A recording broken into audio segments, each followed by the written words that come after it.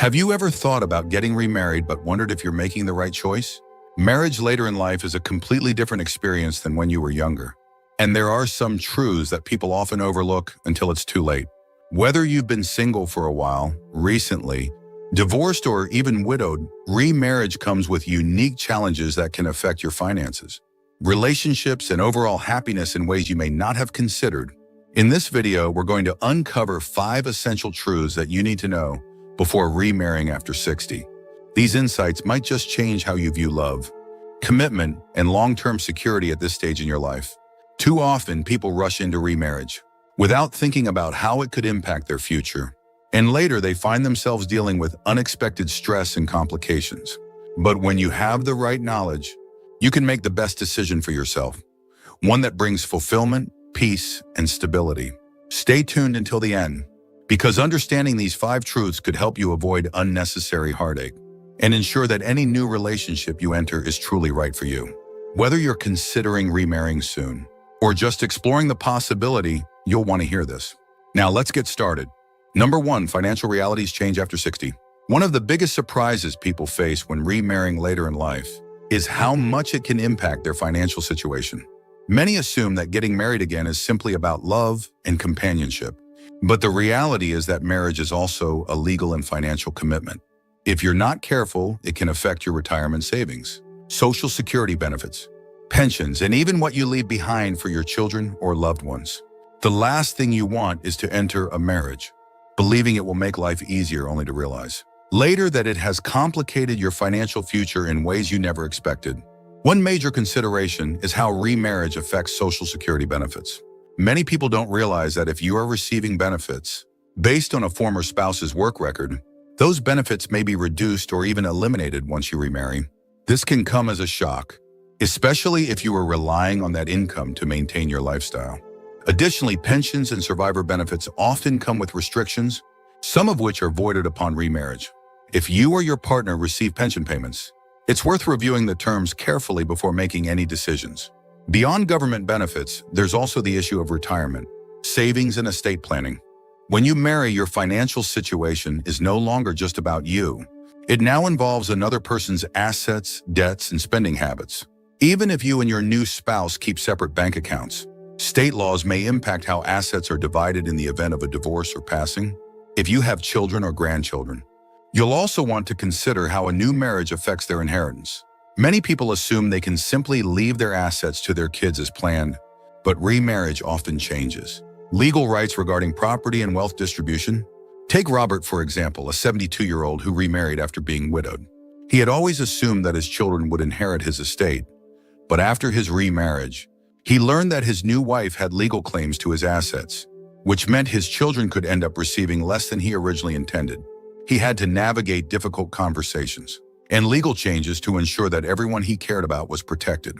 If you're considering remarriage, take the time to talk to a financial advisor or an estate planner. Make sure you understand how it will impact your financial situation, your retirement, and any assets you plan to pass down. These conversations may not feel romantic, but they are essential for protecting your future. Number 2, family dynamics can get complicated.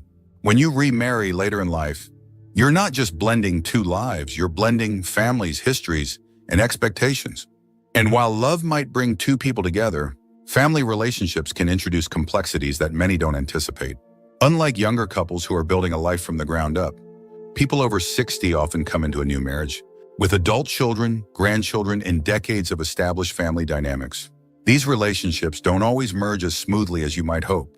One of the biggest challenges is how adult children react to a new marriage. Even if they want you to be happy, they may struggle with feelings of loyalty to your previous spouse, or worry about how this new relationship will affect family traditions, finances, or inheritance. Some may welcome your new partner with open arms, while others may feel resentment, suspicion, or even concern for your well-being. These emotions are completely natural, but if they aren't handled with care, they can create lasting tension that affects not just your marriage, but your entire family. Beyond children, relationships with grandchildren can also shift. If you've spent years being the primary grandparent figure in their lives, introducing a new spouse can feel like a disruption to them. Some may embrace it, while others may need time to adjust. The same goes for your new spouse's family. If they have children or grandchildren of their own, blending. Traditions and expectations can take patience and understanding. Another factor to consider is how remarriage affects inheritance and financial matters. It's not uncommon for children to worry that a new spouse might change existing wills, alter financial plans, or even receive a portion of what they assumed was meant for them. And while money may not be the focus of your new relationship, it's often an underlying concern for family members. Some conflicts arise not because of greed, but because children want to ensure that their parents' legacy is honored the way it was originally intended. Take Susan, for example. At 68, she remarried after being single for over a decade. She assumed her children would be happy for her, but instead she found herself navigating uncomfortable conversations about inheritance, holiday traditions, and even where she would live. While she knew her kids loved her, she quickly realized that her new marriage required open discussions and reassurances to maintain harmony within the family. If you're considering remarriage, take time to talk with your family. Be open about your intentions, listen to their concerns, and set clear expectations about what will and won't change. It may take time for everyone to adjust, but addressing these concerns early on can prevent misunderstandings and resentment later. The key is to approach these conversations with patience, honesty, and reassurance that your decision is about finding companionship while still valuing the relationships you've built over the years.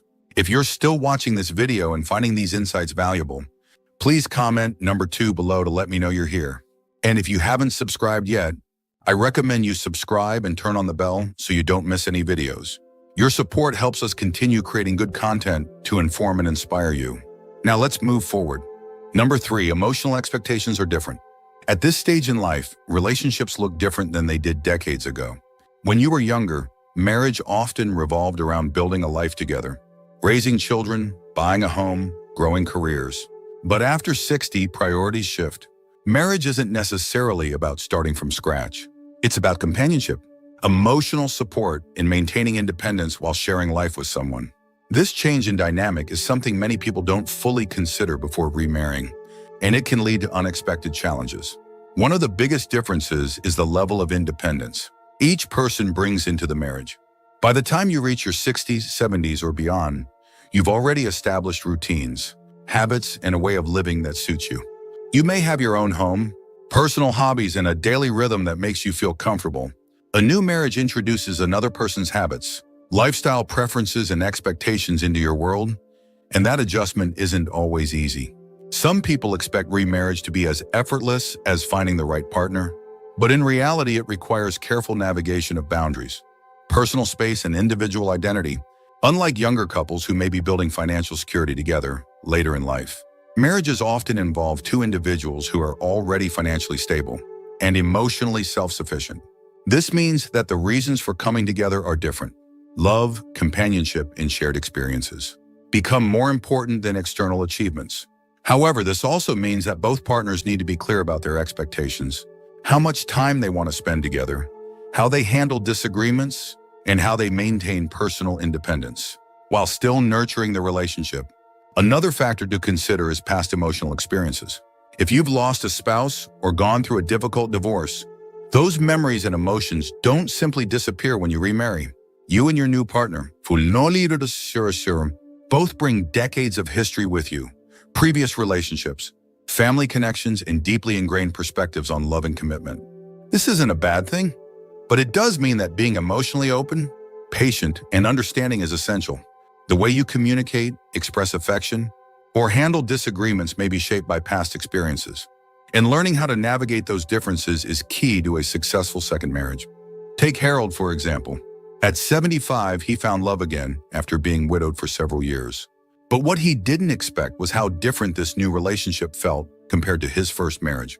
His late wife had been his partner for decades, and the way they functioned as a couple was deeply ingrained in him. His new wife, meanwhile, had been divorced for many years and valued her independence in ways he hadn't encountered before.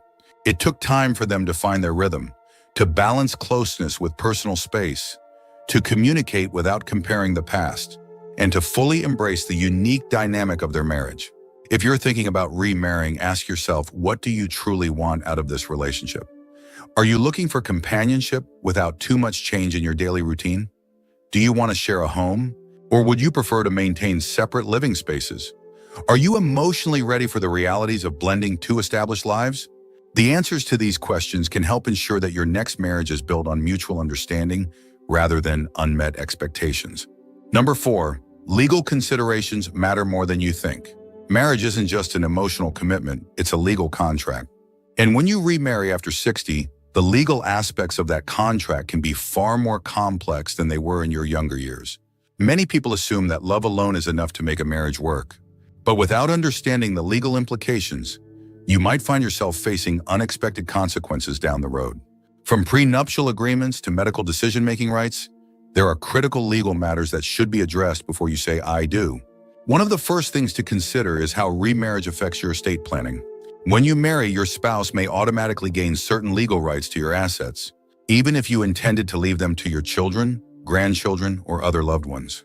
Without a clear plan in place, your estate could be divided in ways you never anticipated. This is why many people choose to update their wills or establish trusts before getting remarried, ensuring that their assets are distributed according to their wishes. Another important legal factor is medical decision-making. If you were to become ill or incapacitated, who would have the right to make medical choices on your behalf? In many cases, a spouse is automatically given priority over adult children or other family members. This can create tension, particularly if your new spouse and your children have different opinions on your care. Setting up advance directives or a medical power of attorney can clarify your wishes and prevent potential conflicts before they arise. Prenuptial agreements are another tool that can provide clarity and protection for both partners. While some people hesitate to bring up a prenuptial agreement because they worry it might seem unromantic, the reality is that it can help prevent misunderstandings and ensure that both parties are entering the marriage with clear expectations. A well-structured prenuptial agreement can outline how assets, debts, and financial responsibilities will be handled, reducing the risk of disputes later on. Take Eleanor, for example. At 67, she fell in love and was excited about remarrying, but she also had significant assets that she wanted to leave to her children. She and her fiancé had an open conversation and decided to draft a prenuptial agreement that clearly defined their financial boundaries. This not only gave her peace of mind, but also reassured her children that their inheritance was secure.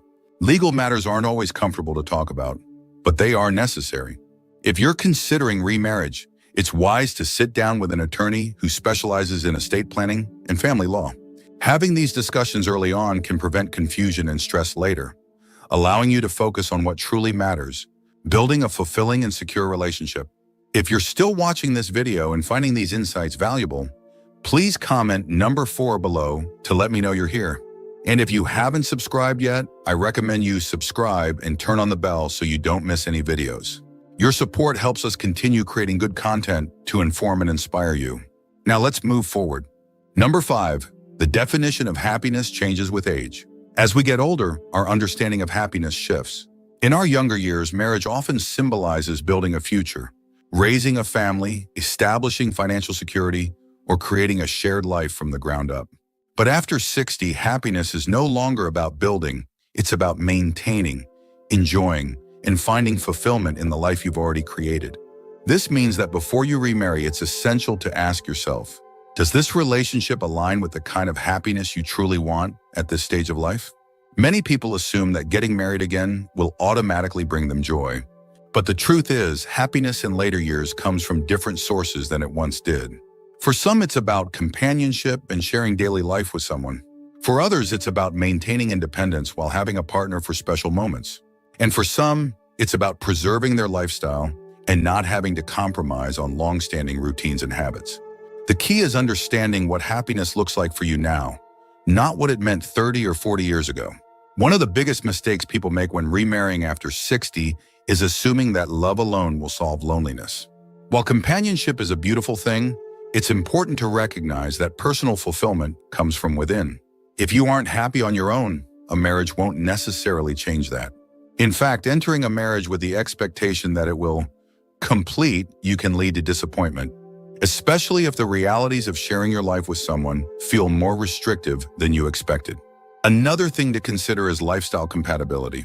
At this stage in life, you likely have well-established routines, how you spend your mornings, how you like to travel, even how you manage your social life. If your new partner has a drastically different way of living, it could create friction rather than happiness. Some people are more spontaneous, while others prefer structure. Some enjoy quiet evenings at home, while others thrive in social settings. If you and your potential spouse aren't aligned in these ways, it's worth thinking about how much you're willing to adjust, or if those adjustments would ultimately make you happier.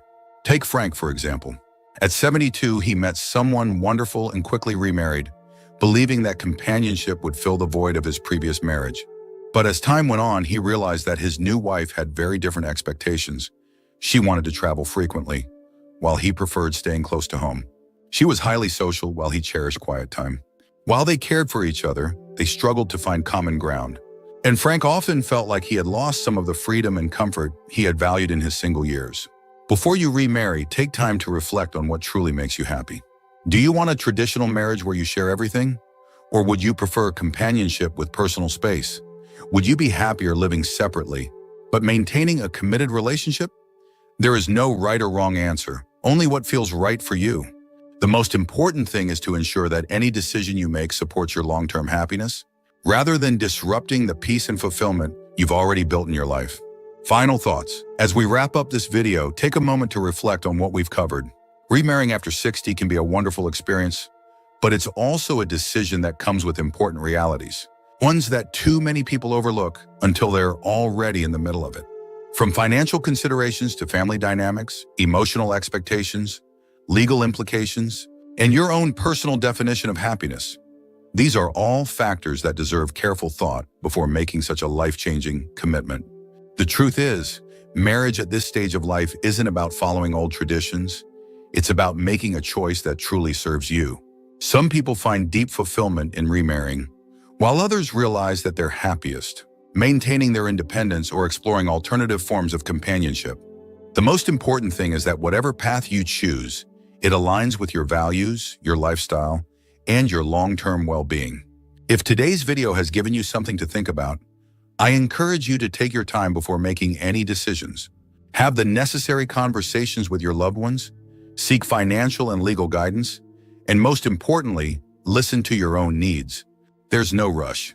This stage of life is about embracing what makes you truly happy, not what others expect or what society tells you is normal. Thank you for joining us today. We'd love to hear from you. Leave a comment below and share one thing you learned today and how you plan to use it in your life. Your thoughts are important to us, so don't hesitate to share them. Reading your comments gives us great motivation and encouragement. If you enjoyed this video and found it helpful, please like, subscribe, and share. Your support helps us continue creating good content to inform and inspire you. Thanks for watching, and we look forward to seeing you in the next video.